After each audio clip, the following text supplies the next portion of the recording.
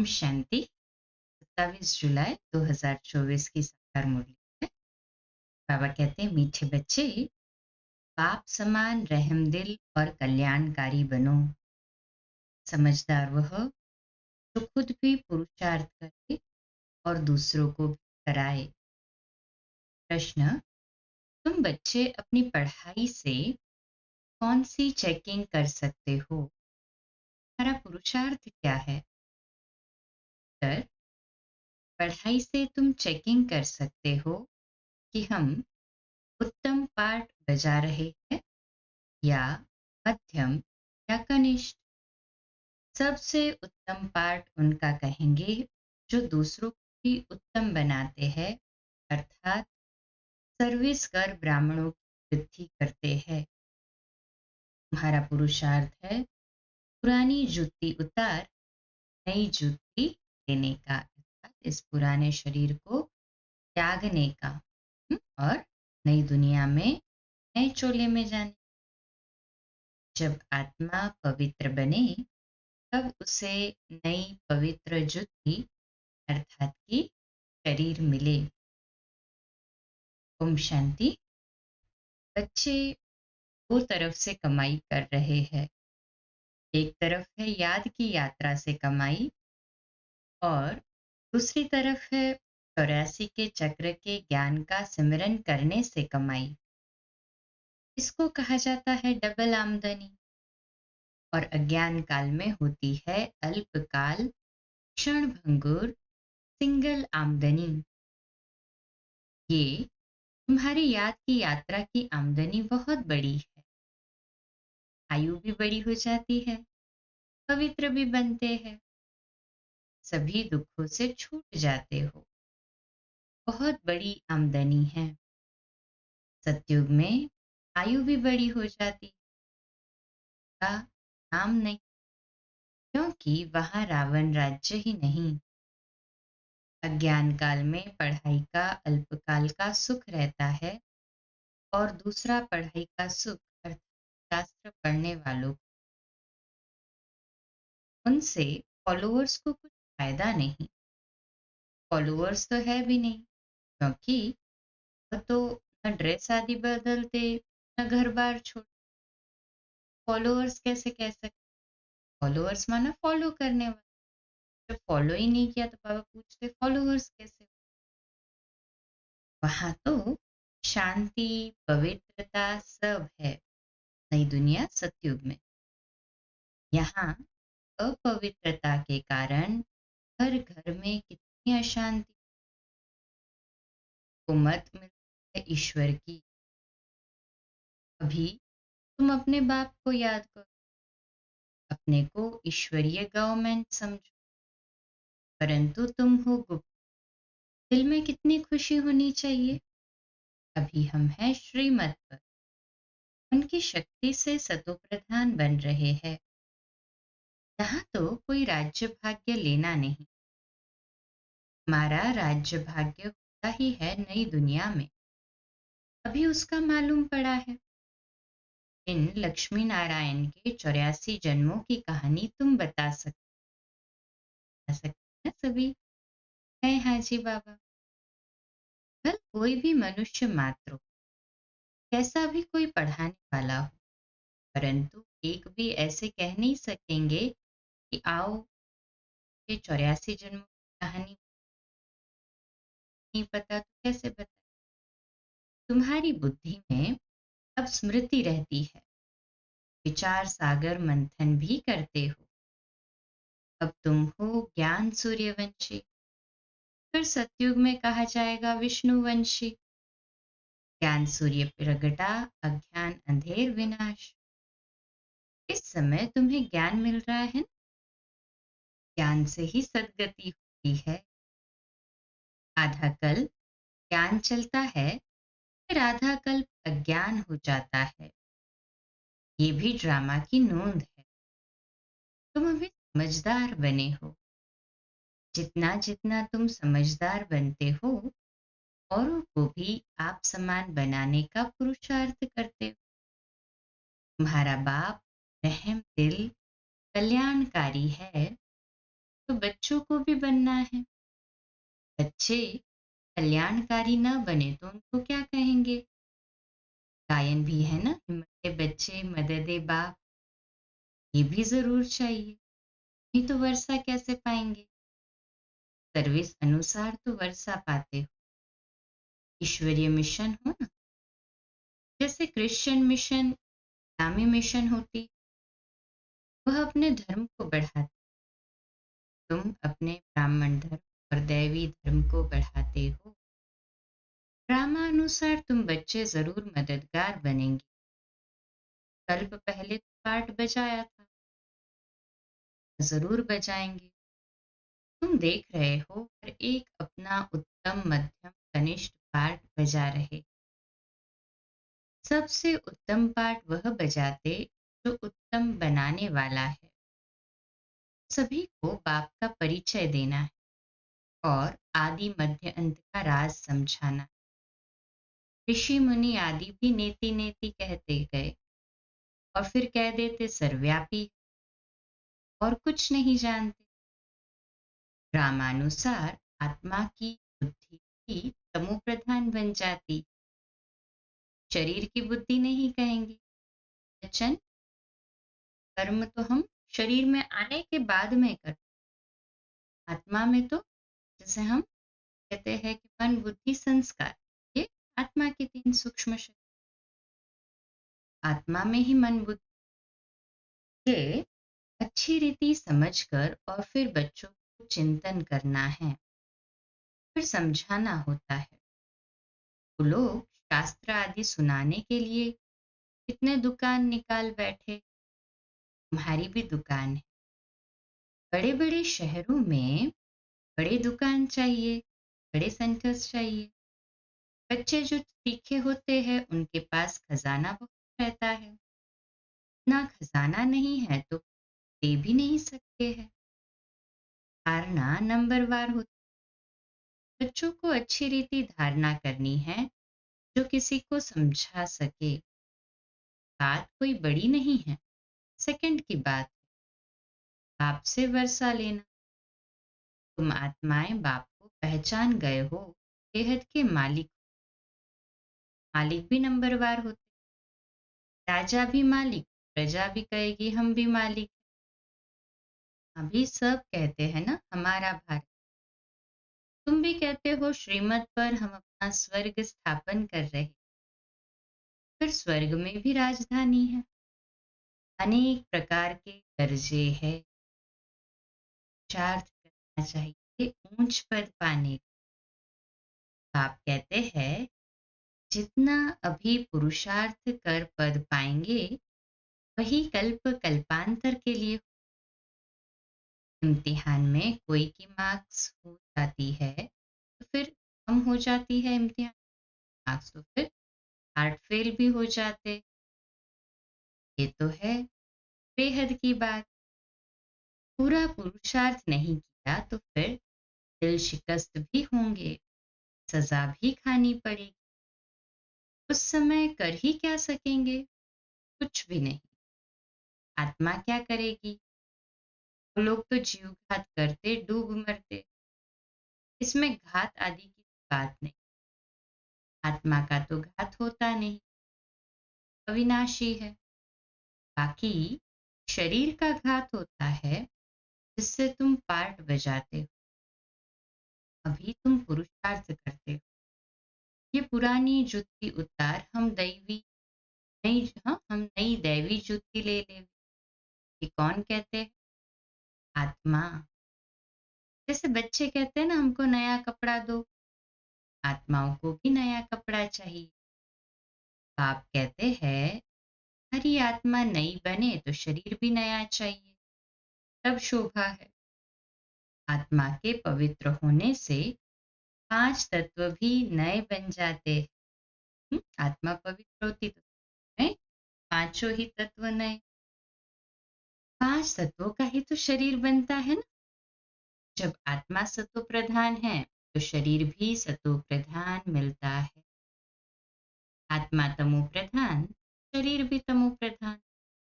अब सारी दुनिया के पुतले तमो प्रधान है, दिन प्रतिदिन दुनिया पुरानी होती जाती, गिरती जाती। ऐसे पुरानी तो हर एक चीज होती, पुरानी हो फिर डिस्ट्रॉय होती। तो ये सारी सृष्टि का सवाल है। नई दुनिया को सतयुग, पुरानी को कलयुग कहा जाता है। बाकी संगम युग का तो किसको भी पता नहीं। तुम ही जानते हो ये पुरानी दुनिया बदलनी। अब बेहद का बाप, जो बाप टीचर गुरु है, उनका फरमान है, पावन बनो। काम जो महाशत्रु है उन पर जीत पहन जगत जीत बनो। जगत जीत अर्थात विष्णु वंशी बनो। बात एक ही है। इन अक्षरों का अर्थ जानते हो। बच्चे जानते हैं हमको पढ़ाने वाला है बाप। पहले तो ये पक्का निश्चय चाहिए ना। बच्चा बड़ा होता है तो बाप को याद करना पड़े, फिर टीचर को, फिर गुरु को याद करना।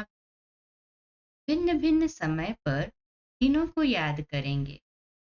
यहाँ तो इकट्ठे एक ही टाइम मिले हैं। बाप टीचर गुरु एक ही। वो लोग तो वानप्रस्थ का भी अर्थ नहीं समझते। वानप्रस्थ में जाना है इसलिए सोचते हैं गुरु करना चाहिए। 60 वर्ष के बाद गुरु करते। ये कायदा अभी ही निकला है। बाप कहते हैं इनके बहुत जन्म के अंत में वानप्रस्थ अवस्था में मैं इनका सतगुरु बनता हूँ। बाबा भी कहते हैं 60 वर्ष बाद सदगुरु दिया है, जबकि निर्वाण धाम जाने का समय। बाप आते ही है सबको निर्वाण धाम में ले जाने। मुक्ति धाम जाकर फिर पाठ बजाने लिया। वानप्रस्थ अवस्था तो बहुतों की होती है, फिर गुरु करते। आजकल तो छोटा बच्चा हुआ उनको करा देते, फिर गुरु को दक्षिणा मिल जाएगी। क्रिश्चियन लोग क्रिश्चियनाइज कराने खुद में जाकर देते हैं, परंतु कोई वो निर्वाण धाम में जाते नहीं। ये सब राज बाप समझाते। ईश्वर का अंत तो ईश्वर ही बताएंगे ना। शुरू से लेकर बतलाते आए हैं, अपना अंत भी देते हैं और सृष्टि का ज्ञान भी देते हैं। ईश्वर खुद आकर आदि सनातन देवी देवता अर्थात स्वर स्थापना करते। इनका नाम भारत ही चला आता है। गीता में सिर्फ श्री कृष्ण का नाम डाल कितना रोला कर दिया है।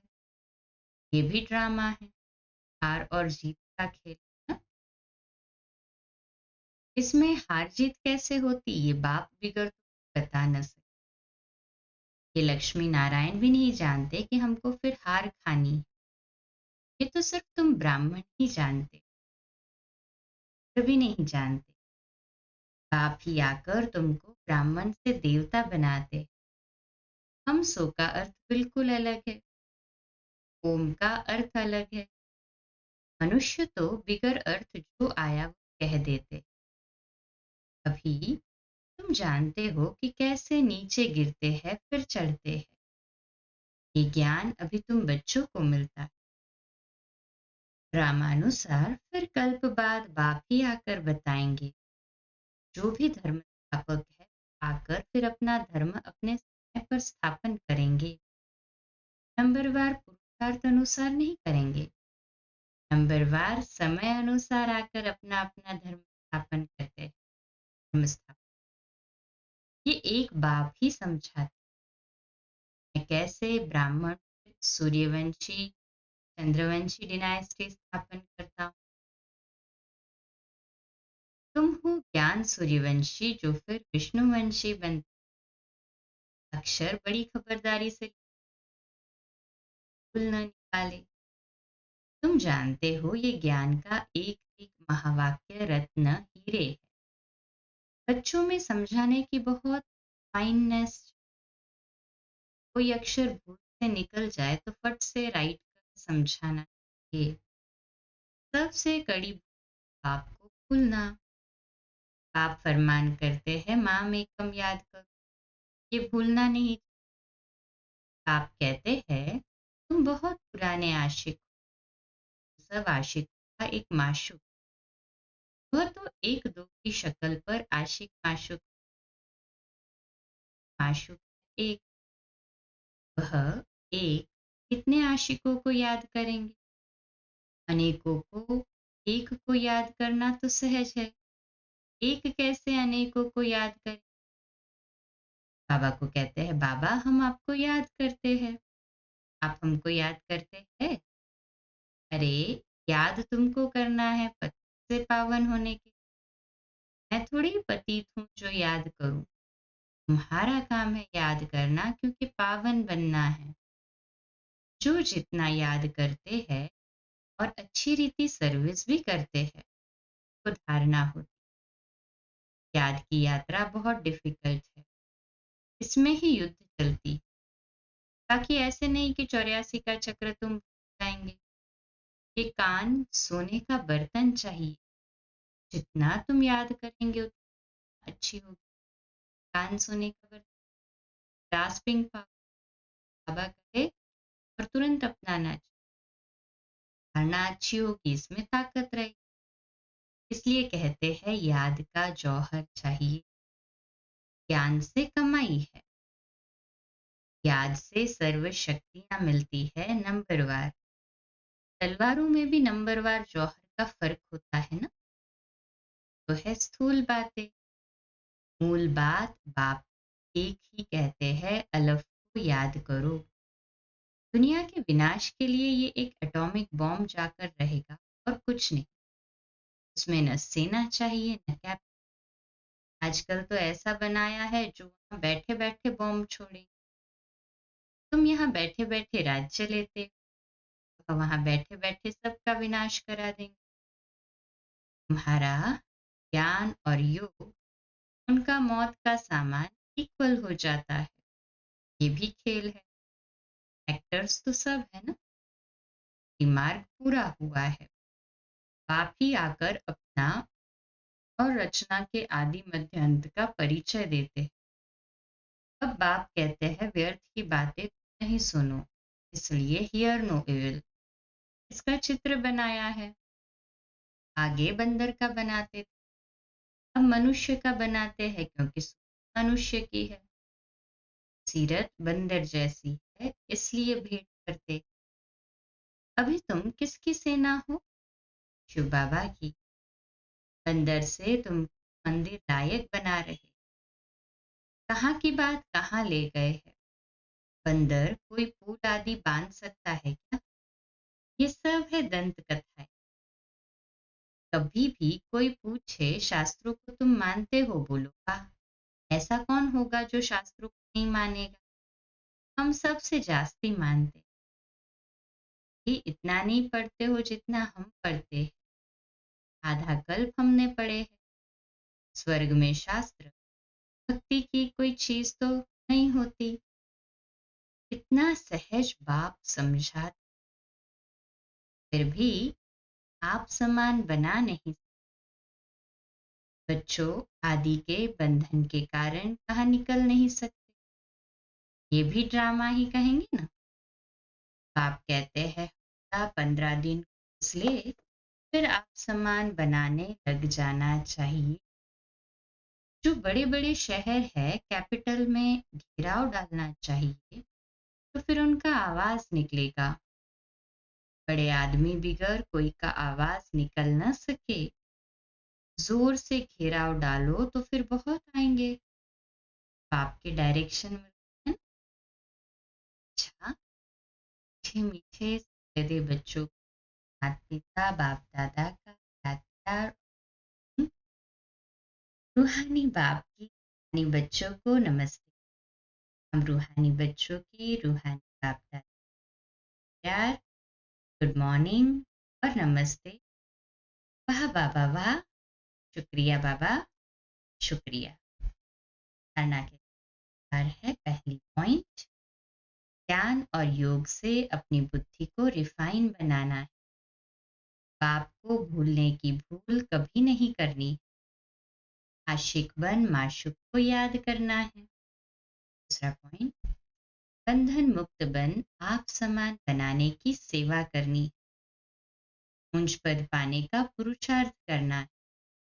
पुरुषार्थ में कभी दिल शिकस्त नहीं बनना है। आज का मीठा, 1 मिनट की एकाग्रता, 1 मिनट की एकाग्र स्थिति द्वारा शक्तिशाली अनुभव करने कराने वाले एकांतवासी भव। विश्लेषण, एकांतवासी बनना अर्थात कोई भी एक शक्तिशाली स्थिति में स्थित होना, चाहे बीज रूप स्थिति में स्थित हो जाओ, चाहे लाइट माइट हाउस की स्थिति में स्थित हो, विश्व को लाइट माइट दो, चाहे फरिश्तेपन की स्थिति द्वारा औरों को अव्यक्त का अनुभव कराओ। 1 सेकंड व 1 मिनट भी अगर इस स्थिति में एकाग्र स्थित हो जाओ, स्वयं को और अन्य आत्माओं को बहुत लाभ दे सकते हो। सिर्फ इसकी प्रैक्टिस चाहिए। स्लोगन, ब्रह्मचारी वह है जिसके हर संकल्प बोल में, ब्रह्मचारी है जिसके हर संकल्प हर बोल में पवित्रता का वाइब्रेशन समाया हुआ हो। आज का स्वमान है एकांतवासी आत्मा, मैं एकांतवासी आत्मा हूँ। आज का अव्यक्त इशारा है, ब्रह्मा बाप ने बच्चों को मालिक बनाया और स्वयं को सेवाधारी के रूप में रखा। मालिकपन का मान भी दिया, शान भी दिया, नाम भी दिया। कि अपना नाम नहीं किया, मेरे बच्चे, जैसे बाप ने नाम मान शान सब का त्याग किया, परोपकार किया, स्वयं स्वयं के लिए सुख भी नहीं देखा, स्वयं झोपड़ी में ही रह आज तक। बाबा ने बच्चों के लिए पक्के मकान का सुख बच्चों के सुख में समझा। बच्चों की विस्मृति करना, स्मृति का कारण दुख का अनुभव, सो अपना दुख समझा। ऐसे फॉलो फादर कर परोपकार की प्रेरणा से संपन्न बनो, तब विश्व कल्याण का कार्य संपन्न होगा। अच्छा, हम बोलो, ये बोलो, मीठा बोलो, सत्य बोलो, समझ कर मित्र भाव, निर्माण भाव, निर्मल वाणी। आज का नया दिन आप सभी को मुबारक हो, मुबारक हो, मुबारक। शुभ दिवस। ओम शांति।